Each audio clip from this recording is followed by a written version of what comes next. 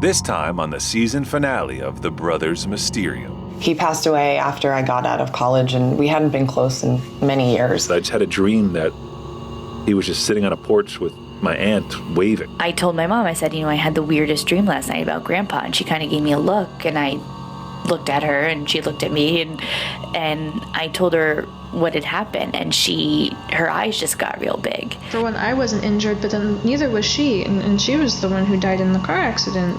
Are they regular dreams, or are they visits from those who have passed to give their loved ones one final message?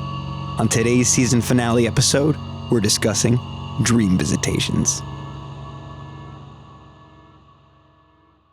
My brother and I have always been intrigued by the unexplainable. Like many, we're fascinated with stories of the supernatural, fringe science, and modern-day mysteries. Though we've seen no first-hand proof of its existence, our minds remain open to the possibility. Unsatisfied with the so-called evidence on television and the internet, we are choosing to take matters into our own hands and conduct our own interviews and research. Now we're on a quest to speak with as many people as we can and hear the stories of these events from those who have lived them. No Hollywood effects or exaggerations, and no hidden agenda. We invite you to listen and decide what and who you believe. We are the Brothers Mysterium.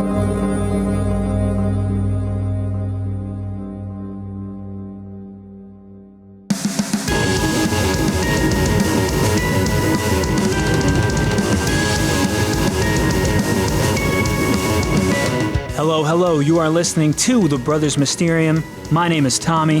This is my brother Eric. Hey, yo. We are The Brothers Mysterium, and today we are discussing dream visitation. Indeed we are. What that is a visit in a dream from someone who is no longer with us, a deceased friend or relative who comes to you in a dream. Okay. The dream is very, very real, very vivid. It's not like your usual dream. Usually people have a really easy time remembering these dreams. They really stick with them. Sometimes you wake up and you're like, what the hell was I dreaming about? I can't remember. Right. People say it doesn't even feel like a dream. And it's important to point out here, it's not like your grandma doesn't just appear in your dream and she's like a side character, or you see her and you're going shopping. She usually makes direct contact with you, clear communication with either words or telepathy, and there's a message involved. Sometimes it's an apology. It could be reassurance, like I'm fine now, I'm doing okay. Kind of a message of healing, or occasionally even like a warning about something that might happen. And when these people wake up from a dream visitation, they have a feeling of peace, love, gratitude. And a lot of times they say it really helped them with like the grieving process. They have resolution. So you wake up and it's not like, oh, I'm sad, I just dreamed about grandma. It's like you wake up and you feel great and you feel like, wow, grandma's doing okay. What an amazing dream. That was great. And you have closure. Richard, you have to move on. I want you to be happy. But I can't. I never got to say goodbye. Once again, South Park provides us with a comical yet accurate example of the topic at hand. Then say it now, Richard. Goodbye? There. Now do you feel better? No. Of course you don't. Saying goodbye doesn't mean anything. It's the time we spent together that really matters, not how we left it. You're right. You're right. Richard, it's Grandma. Grandma? Hi, Gram. You never said goodbye to me either. Hey, Richie, remember me? Uncle Corey. Wow, you're all alive again. No, we're dead! I love you, Richard. See you soon. Thank you. Thank you for freeing me. I feel like now I can move on. It leaves you with the real-life feeling of an actual visit, pretty much. Yes, it's not a nightmare. You're not scared that... No terror, huh? No terror. So it's very, very interesting, and it is very, very common. Have you ever experienced such a thing? I have not. Okay. Have you? I have. Is it supernatural or not? Of course, that's the question of the entire show here. Our neighbor, who we may have to start dropping names now because we've brought these neighbors up so many times. Let's call her Aunt F. Okay, Aunt F. Well, actually, we're going to go with Aunt W on this one, who Aunt W is Aunt F's sister. Aunt F is still alive, by the way. Aunt W passed away. And this is the same house. These are our neighbors. We've gone to their house. We've done pretty much every supernatural experiment as children was performed in this house. the story Tom told about the wind, that house. The story I told about the EVPs, that house. There's more to come. But pretty much I've had dreams where Aunt W shows up in my dreams, and I always say like to her kind of, which is kind of probably rude to say, I don't know, but it's like, you're dead. You kind of shouldn't be here. You're dead. This is out of place. To which she kind of like reassures me, like she's like, no, it's cool. Like, don't worry about it. Do they fit the rest of the characteristics? Is it a hyper real dream? It's real enough that I remember it, and it leaves me with a feeling of like, wow, that was good to see them. You know what I mean? So now this is interesting because if that's the direction you're taking it, I had a dream maybe 2 nights ago with Aunt W in it. Aha! And it was interesting because I haven't heard her voice in a long time, obviously. Right. It sounded just like I remembered, and I remembered a lot about her and seeing her and stuff, and it was good to see her in the dream, but I don't count it as a visitation because she didn't talk to me about her being dead or anything like that. It was just sort of like she was just a side character in this dream with other things going on. But it kind of reminds me, like when it happened to me, it kind of reminds me of the way Aunt W and I hung out. Like, it's just what we did. Like, a lot of times she and I would hang out and we would just kind of sit on the couch and watch a movie. And it was a very passive type of hangout. And that's kind of exactly what it was like in the dream, which then, okay, of course, brings up the question is, are you just dreaming this based off memories? Or if you go the supernatural route, is she saying like, I feel like hanging out with Eric. Let's go chill for a little bit.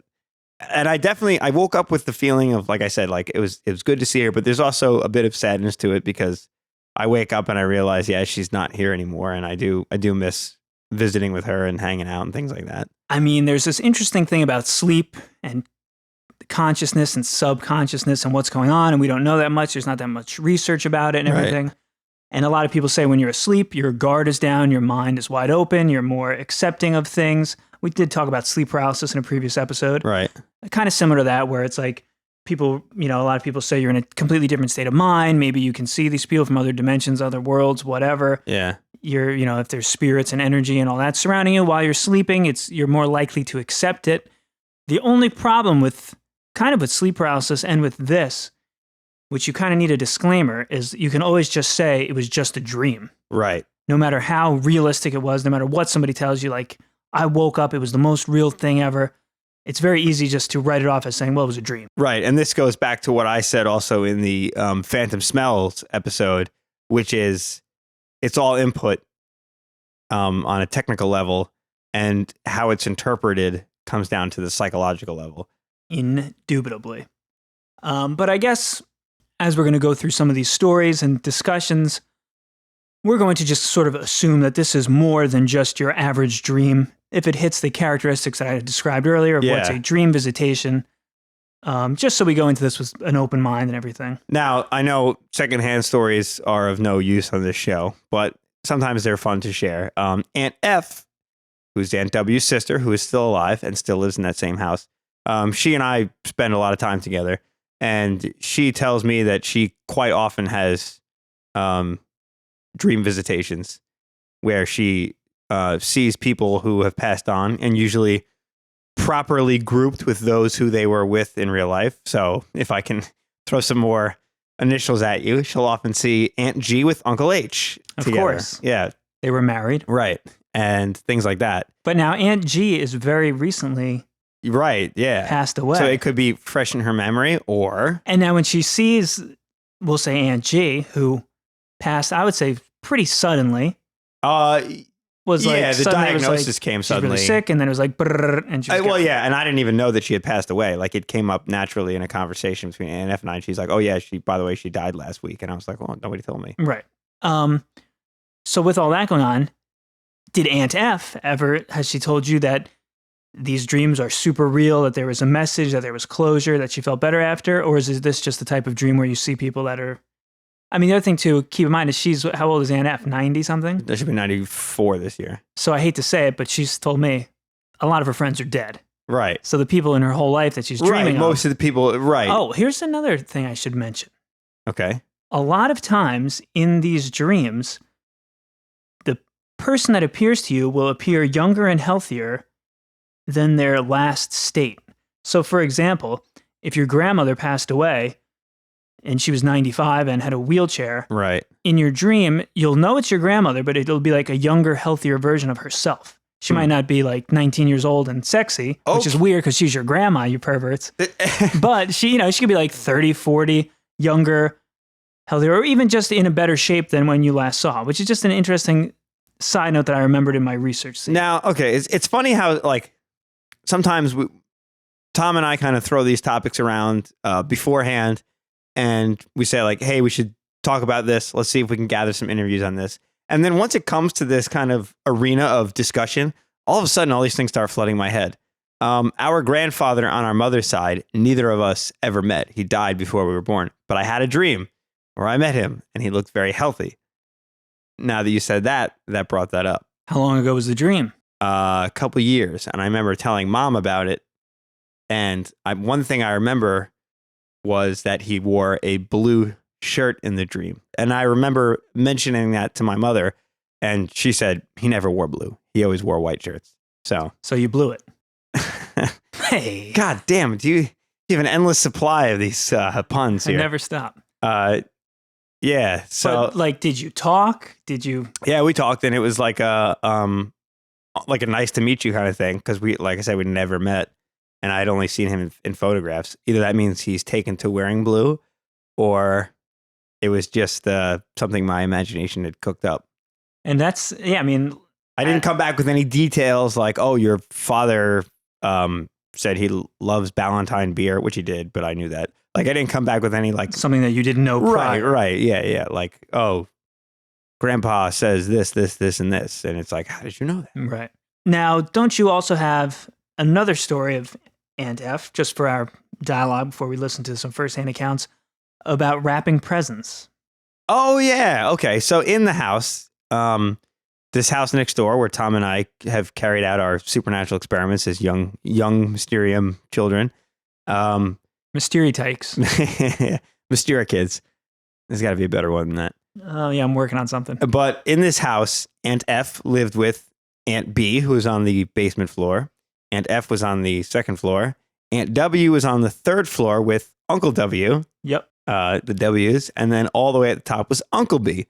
Aunt F told me not too long ago she had a dream where she was wrapping Christmas presents with everyone who had lived in the house. They've all passed away. She's the only one left alive at this point.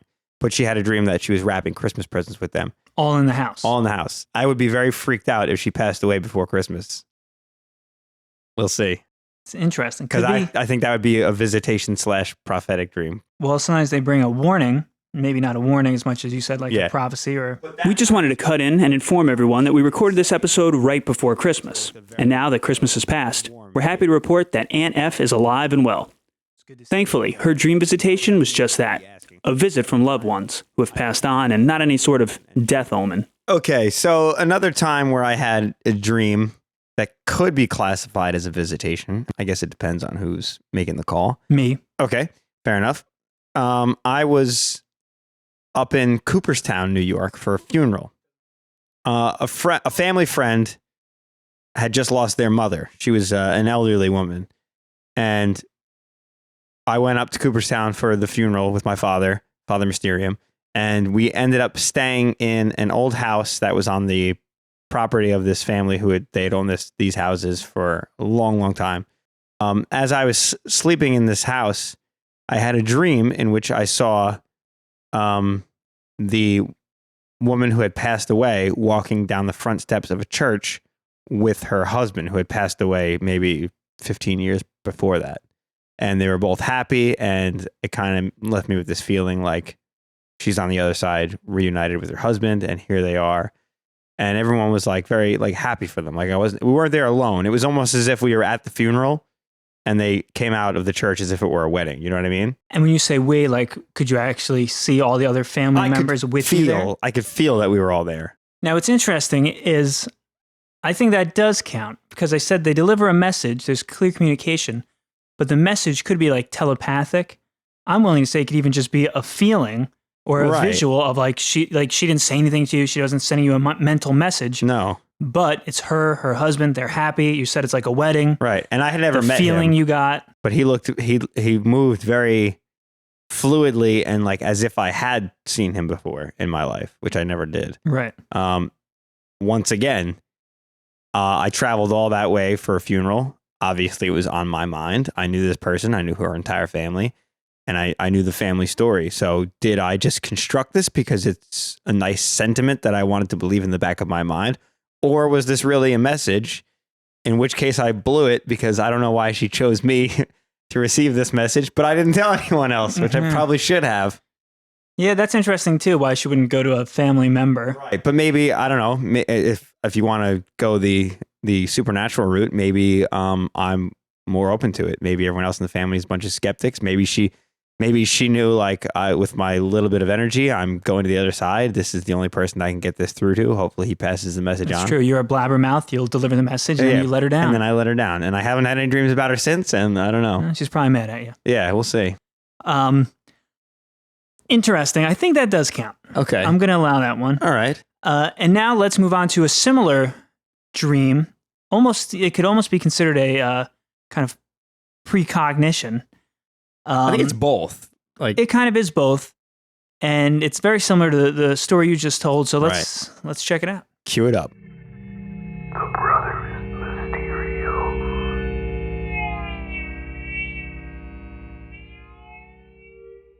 So I'm already getting the goosebumps just thinking about this story, just recollecting it. But when I was younger, about 17, 18, my aunt had passed away. And a week later, I went to sleep. I'm having a dream about my aunt sitting on a porch, just rocking back and forth and just waving to me. And then in that dream, my uncle appeared, a separate uncle, not her husband, but a separate family uncle, appeared and started waving to me from the porch right next to her.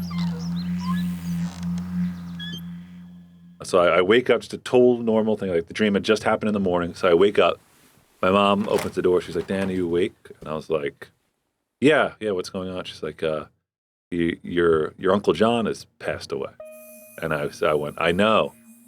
Like, I was like still kind of in that dream. I was like, "Yeah, I know." She's like, "What do you mean you know?" I said, "I just had a dream that he was just sitting on a porch with my aunt waving." Wow. Yeah. So that was freaky. But like as soon as she said your uncle has passed, I immediately, yeah, I know. I just saw him. As you became more awake, were you then more and more scared and surprised by the fact that this had happened? Oh, because it was just my initial reaction was to answer her question with that. But yeah, as soon as I started thinking about it, I was like, wow, that's crazy.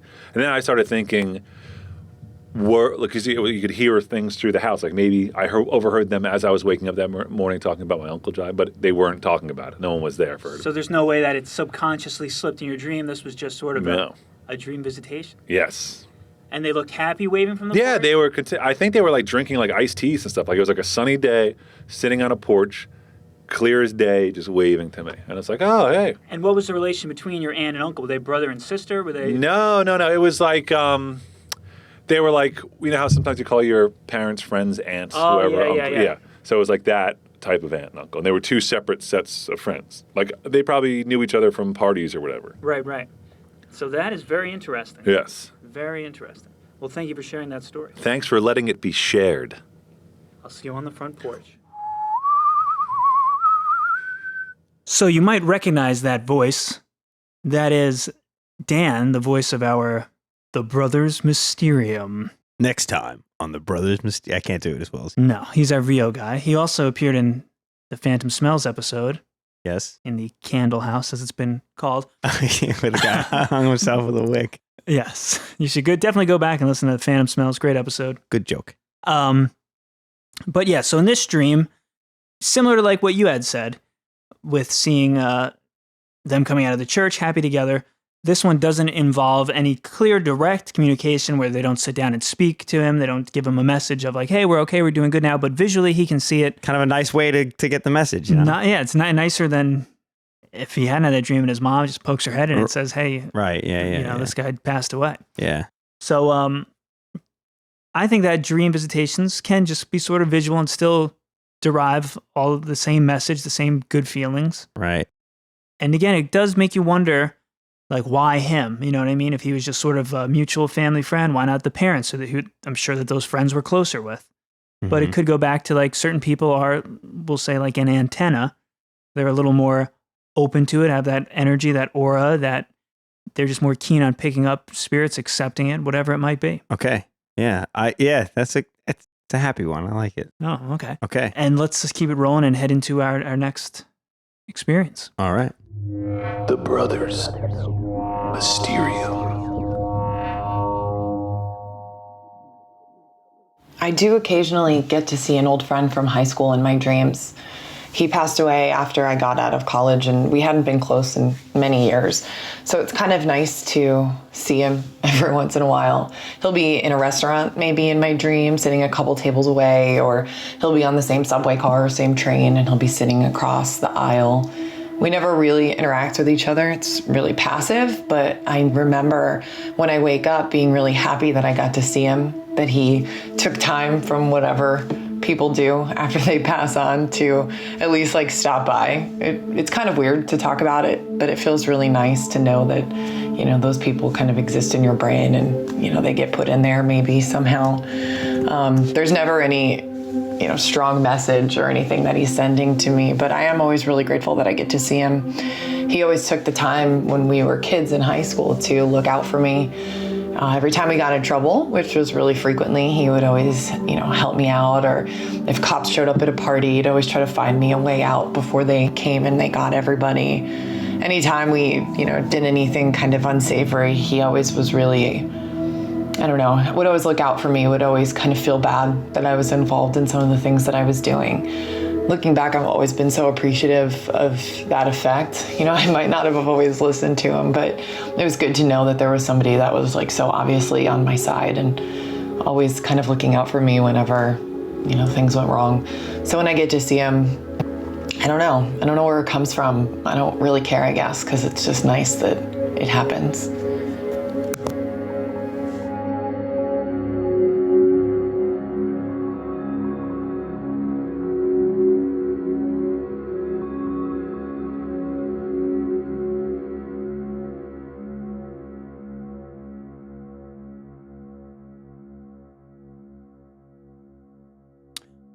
So a very interesting dream there by Shannon.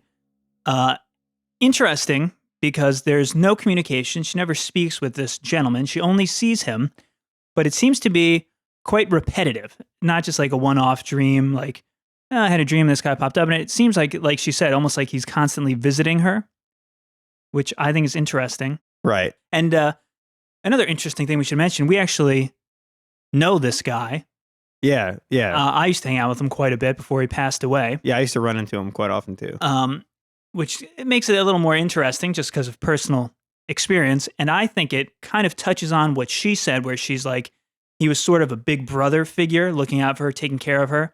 So it kind of makes sense to me that he kind of is dropping in her dreams to kind of still let her know that, he's there. He's still kind of looking over it. Yeah, maybe that's what he does. Maybe he like dream hops to all the people that he kind of looked out for, and it could be. It's interesting, and it hits on some of the dream visitation criteria. Not all of it, but not all of it. It's there. But I mean, hey, it's hard to get the perfect sweep. The non-interaction thing, I think, is very interesting. It's that consistent, especially when she's now consciously realized that he's there and they're not interacting. You would think maybe she'd make an attempt to interact in the dream. Maybe we'll try to encourage her to do so and get a follow-up. Yeah. All right. Let's hop into our next dream. Okay.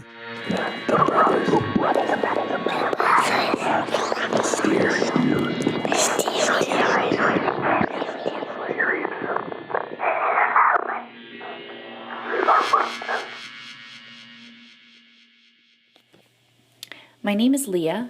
I live in New York City. I'm 35 years old. This story begins when I was 23, though, 22, 23, just out of college. And it's about my grandfather and a very, very strange dream I had after he passed away. And that was kind of the weird part of the story too, is that he passed away fairly quickly.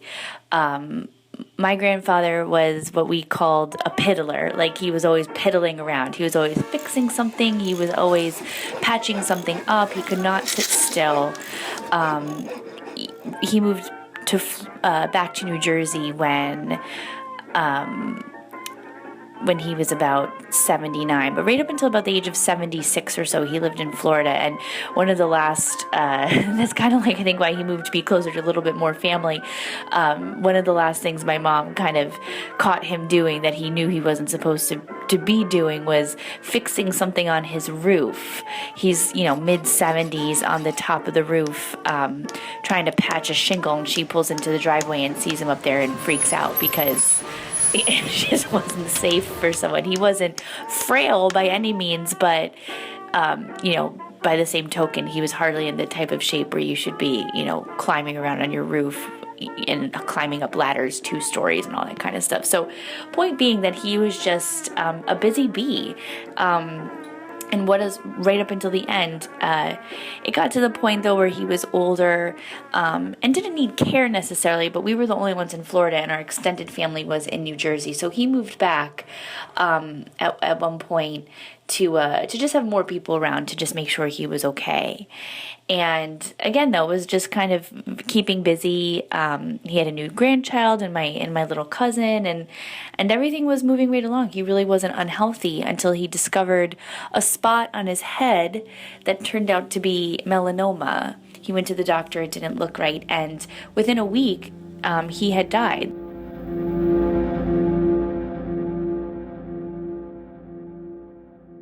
The melanoma, I guess, in normal cases maybe wouldn't have been so bad, but because of his advanced age and the fact that, the immune system just isn't what it is when you're younger, it spread very, very, very quickly, and he passed away somewhat fast. Luckily, my mom was out there to be able to say goodbye, but it was still pretty traumatic because you don't go from being really, really busy and running around and driving a car to dead within a week. It just wasn't something we were expecting. So it was very, very hard on my mom and her sisters.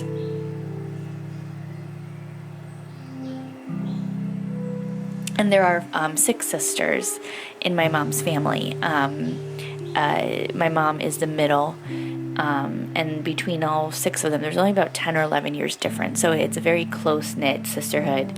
And as such, they kind of tend to keep things from the second layer, if you will, me and my sister and my cousins that are all the daughters and sons of those 6 sisters. So we catch some snippets every now and again, but certainly not everything. And so I didn't know, particularly at that time, which is where things get weird, that my mom and her sisters were very, very concerned that because he died so quickly,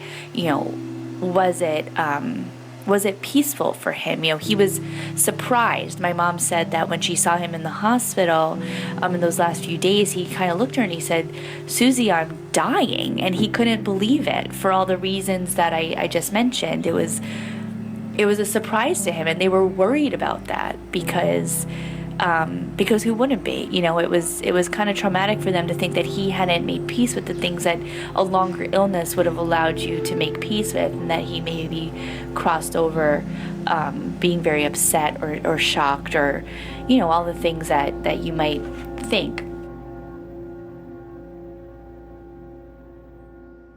I did not know that, though. I wasn't living at home at the time. I was just coming in and out basically to visit fairly regularly. So one night I was at home, though, sleeping in my childhood bedroom, and had a very specific dream. Picture almost a blue sky, white fluffy clouds, and this piece of very fancy parchment unrolls itself over this beautiful serene setting, and there was like a very fancy pen, like a fountain pen, like a big quill pen, type of old-fashioned pen basically, and it starts writing in and of itself, or by itself, I should say, in like a golden ink. And the voice, almost like a movie style, the voice moving the pen is my grandpa's. And it was a letter that he was composing that I was reading and hearing as he was quote unquote writing it, where he was saying that he was at peace. He was with my grandmother. Please don't worry. I had a great life. Basically just saying that he was on the other side and it was all good. That was like the gist of it as I remember it now. I wish I had written it down or something, to look back now. But the general tone and feeling from the letter was that all was well. Don't worry about me. I'm fine. I'm happy. I'm at peace. All good.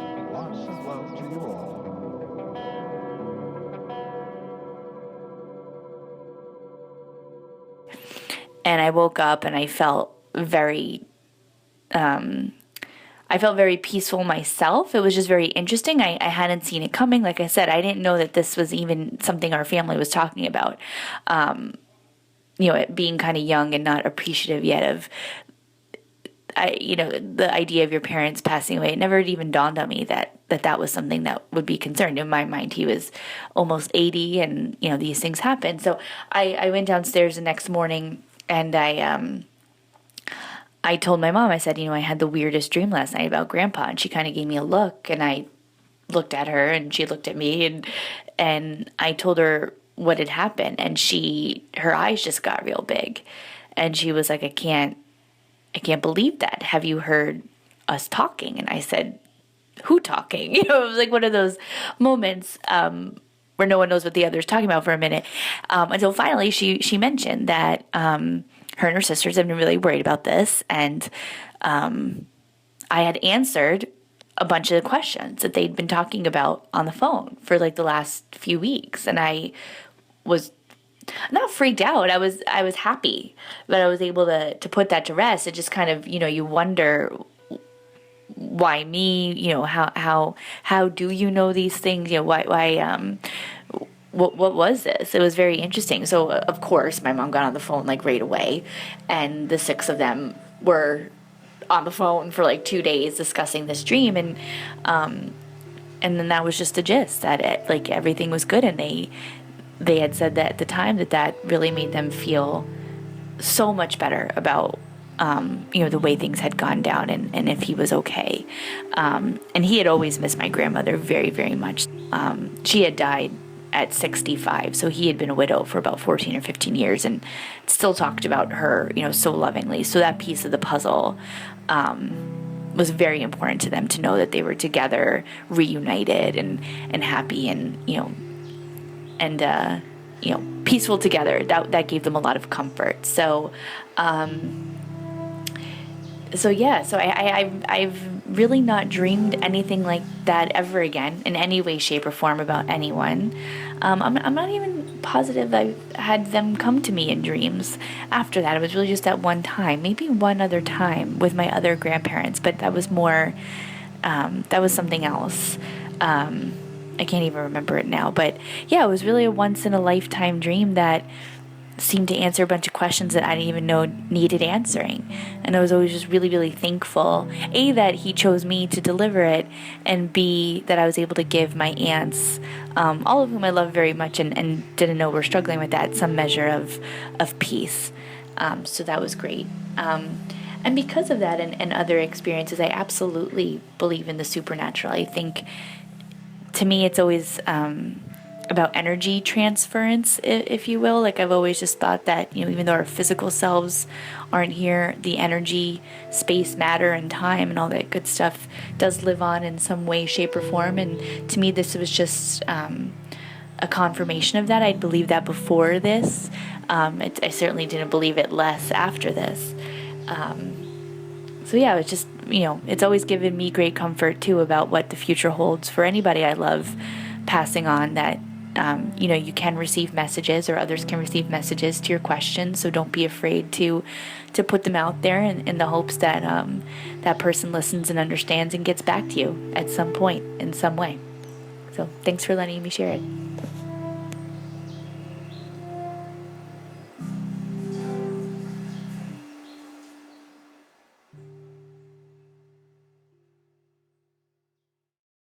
The first thing that hits me that's interesting about this particular dream is she never saw her grandfather, though there still was direct communication, not only as the pen was writing, but it was narrated by him. Yeah. So it does have that one-on-one interactivity, even though she didn't see him. Once again, we kind of hit this theme of like, why her? Why did the dream go to her and not any of these sisters, the daughters that were having the discussion? Once again, it's sort of a person, not on the fringe, but, not directly connected, who kind of has this dream and then just kind of shares it. And everybody's like, wow. Yeah. Does she have siblings? Do you know? I believe she does. Is she the oldest? That I'm not sure. Because she would have been the most well acquainted with her grandfather, I would assume, but I don't know. But now, just to clarify on Eric's hypothesis, it turns out he was half right. Leah does have two siblings, a brother and a sister, and she's the oldest among them. But she also told me she has 7 first cousins on that side of the family, one of whom is about 10 years older than her. So while Leah may have known her grandfather the longest amongst her siblings, one would assume her older cousins might have received the visitation, as they knew him for a much longer period of time. So on that front, the reason why he chose Leah is still up in the air. So assuming that this is like a true dream visitation, I was thinking about what you were saying about the idea of like the letter being written and just the voice, but not actually seeing him. Right. He may have done that as to not scare the shit out of her. You know what I mean? Like all of a sudden it's like, hey, here's your dead grandpa in your dream. So grandpa might have been sensitive about her needs and decided to appear in that manner. Yeah, and like she said, it was more of like a movie, so definitely less spooky. And that might all play into her grandfather's choice of delivering the message through one of the grandchildren rather than one of his own children, because they were all in the know. They were talking about this. They were worried about it. So it may explain why he chose one of the grandchildren. It's more profound to have this message suddenly appear in one of them than it is for one of the people who are in the inner circle, as Leah had said, or the first level, to have that dream, because everyone would have just written it off as, oh, well, it was on your mind, so that's why you dreamt that. But for the grandchild to, suddenly present this message, I think it's a lot more profound, and it, in a way, makes her the perfect carrier for it. Now, on the flip side, she said she wasn't aware of the fact that her family was talking about her grandfather possibly being very upset when he passed.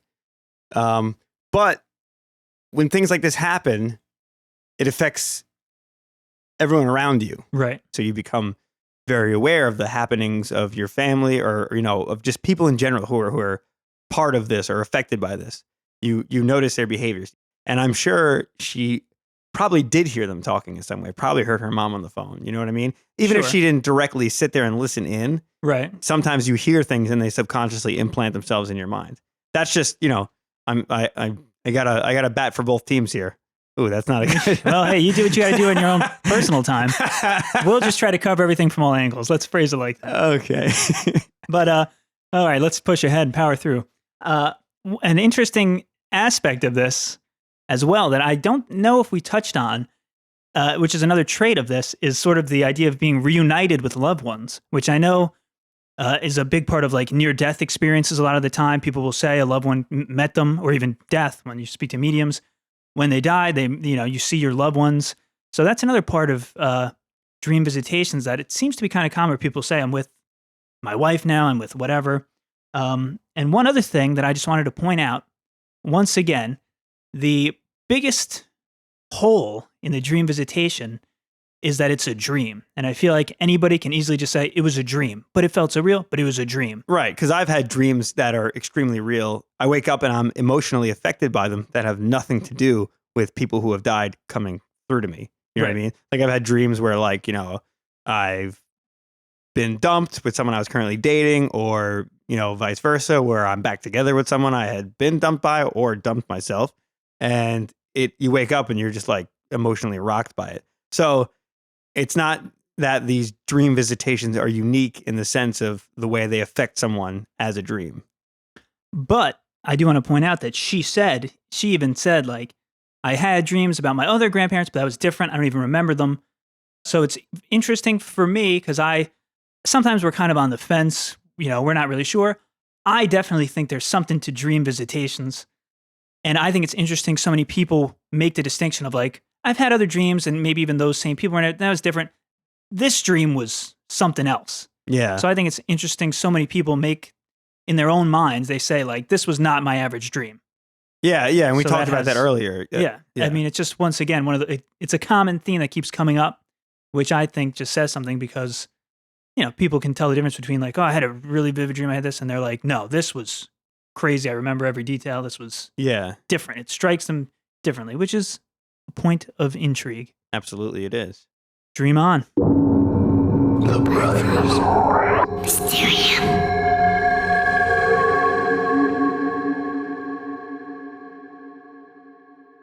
Hello, my name is Maria. I'm 24 years old and currently I live in the Netherlands. Today I'm going to tell a story about a dream I had involving my friend Jackie. The story takes place when I was 15 and I was living in the United States in Colorado, which is where I'm originally from. The summer after my first year of high school, I was invited to go on a road trip with Jackie and her mother to Wisconsin to visit some of her family there. And during this road trip, we got into a rollover accident and Jackie didn't survive.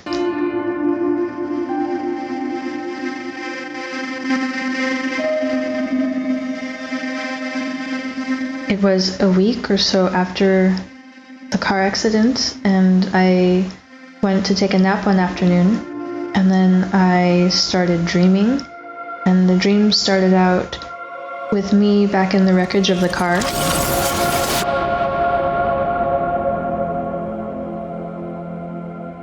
And I was sitting in the back seat, and I looked over to where Jackie would be sitting. And I saw that she was okay and she was alive. And so she turns to me and asks, "Are you okay?" And I say, "Yeah, I'm fine." And I was a little bit bewildered because, for one, I wasn't injured, but then neither was she. And she was the one who died in the car accident. So I also asked her, "Are you okay?" Because I just couldn't believe it. And she says, "Yeah, I'm fine." So we look at each other and say, "Okay, well, let's get out of here." So we step out of the car and then just begin our day. And we laughed and talked and walked around town and just did everything that we normally would do if she were still alive. And I can't remember anything more specific than that. Only that there was a lot of laughter and fun. But I was left with a sensation that we really had spent hours, like 10 hours or something together. And this dream probably occurred in the span of 20 minutes.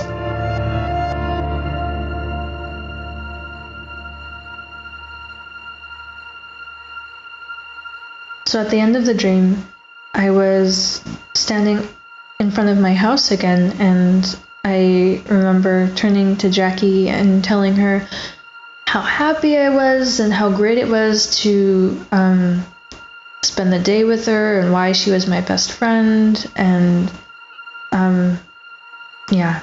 just how nice of a time I had had.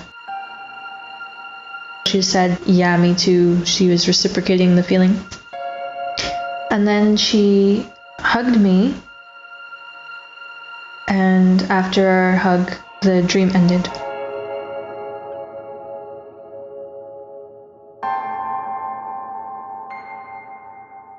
I was left with a very peaceful and satisfied feeling that I hadn't had in the weeks after the car accident. I was very happy, and it wasn't a disturbing or saddening thing at all.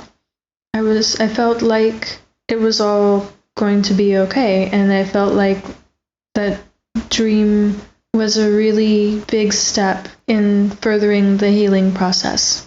As for me being a believer in the paranormal or not, it's a good question. I feel like I've always been open to the idea, but I've also always been reasonably skeptic. I've never experienced anything undoubtedly paranormal in my life, like seeing a ghost waving in front of my face. But I do really feel like this was some sort of visitation from Jackie. I've had other dreams since that involve her, but none of them had the same feeling. They just felt like normal everyday dreams where things are nonsensical, people say things and it doesn't make any sense, and yeah, just standard dream feeling. But this dream was very different in the sense that it was clear. The feelings that I were left with were very clear, and there was nothing ambiguous about it at all. So I really feel like this was her way of saying goodbye, because she was just taken so suddenly from us. We had no idea that we would all get into the car that morning and that we would never see her again. So I felt like this was her way of saying goodbye to me in the best way that she knew how. Intense. Yeah.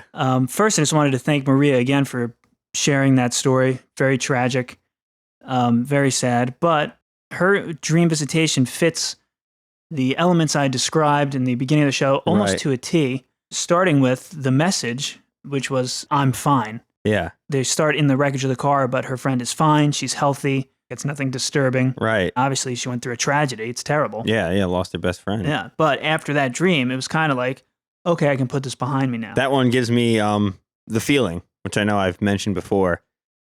It just gets you. It gets you.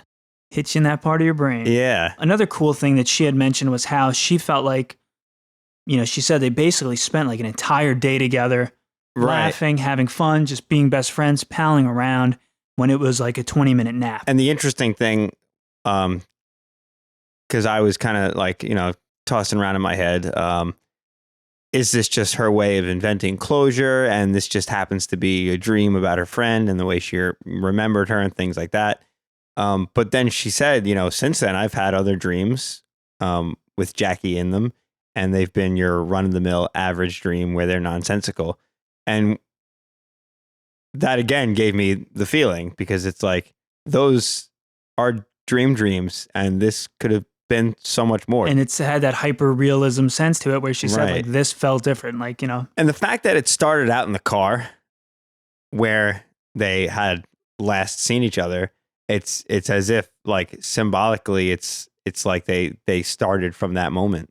Right. Well, they got the day together that they never got to spend together. Right. So yeah, I mean, sometimes an intense one. Sometimes, yeah, the Bros Mysterium, we come upon a story, a person, and experience. Thank you for that. That was a good one. It was awesome. Deeply emotional. Obviously very sad that it happened, and horrific, a terrible accident. Right. But if there's anything you could take away from the dream visitation aspect, it's that it is sort of a beautiful thing, and that you did get one last chance to hang out. You did get to say goodbye. Yeah. I kind of like when she said, like, how are you?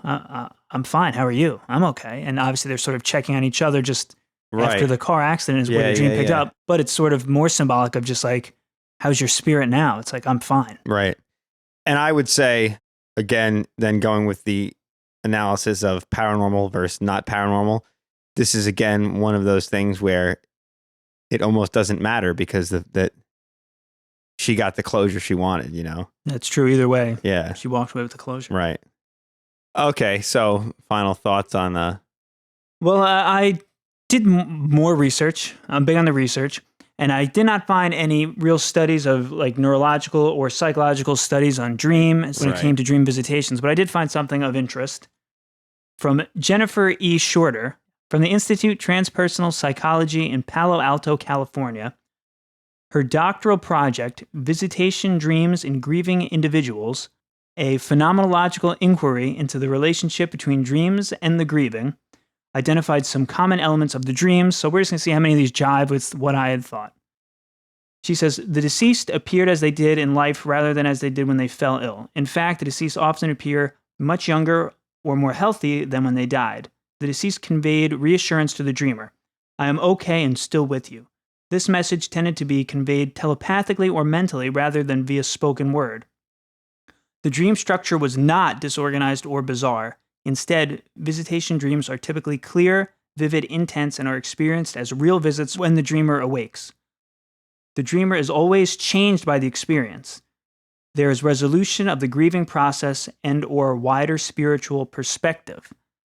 So that's actually from a real study, not just the traits that I found. Yeah, this was her doctoral dissertation, That's her right? dissertation. So it hit a lot of the elements I had touched on. Some interesting ones that I didn't say, but people did say that we just didn't point out was that they're not nonsensical. Yeah, the clarity component I find very interesting. As where I have a lot of dreams where it's like, I'm flirting with Kim Kardashian while I'm fishing, and then I look right, and now I'm standing in my kitchen, and there's a dinosaur, and it doesn't seem weird while I'm dreaming it, but then when I wake up, and I'll be like, what the hell? Right. But a lot of these dreams, like Maria's, for example, it's literally like just spending a whole day, one chunk of time together. She made it a point to illustrate the clarity of the dream. Oh, the other thing I was just going to point out was I had said that there's some sort of communication telepathically. Yeah. Or even a discussion.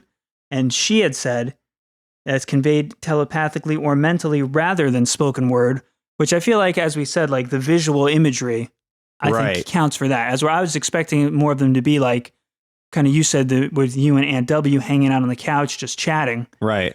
I guess that is not always the case. I guess that it's more of where this I clearly mental... said to her, "Hey, you're not supposed to be here. You're dead." Right. Yeah. Although in Maria's they did talk and say like I'm fine and everything. Right. So I guess I guess it all varies from person to person. But she did kind of reinforce a lot of the things that I had hypothesized. Does she give any kind of does she say this is a psychological condition? Does she say does she give any kind of deeper origin for the visitation dream? No real origin. I think she more looks at it as sort of, which is interesting too, she looks at it more as psychology behind a grieving person. So it's a psychological condition is what she's saying. I mean, condition might not be the right word, but it's spurred by your grief. Right. Symptomatic of grief. Which fits with Maria's story where her friend was taken very suddenly and she said like she just couldn't accept it, didn't have any closure, and then she got it. I guess it kind of fits the Golden Pen story where they were always had angst that their father, her grandfather had passed away. I'm just kind of thinking now, similar to how we said in sleep paralysis episode about how your brain is experiencing this terror, so it has to fill in the blank and invent this reasoning behind it. I'm wondering if, to play the to play the materialist, like there's no supernatural world beyond our own card first. Is it a way where your brain, says like this sadness has to stop? So it invents this scenario that it presents to you in the form of a dream. So it knows that like now you can move on. Right. It creates its own conclusion for you. Right. It gives you the peace, the closure that you need to move on with your life. Because I mean, it knows, you on a deeper level in your subconscious, you have to let go and move on at some point. And it knows what you want and what you would accept as closure. It's almost like a self-fulfilling prophecy subconsciously. Yeah. And I mean, as I said in the very beginning, the skeptic side of it is just to say a dream is a dream.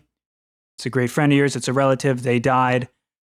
That's why they're on your mind. But there are so many holes in that just because if we go back to Dan's story, like he basically sort of predicted. He knew. Yeah, he knew before he had found out for certain. Right. So it's like, I doubt that he just so happened to have that person on his subconscious mind. So I guess as a final thought then, I would say I find this doctoral dissertation to be very interesting.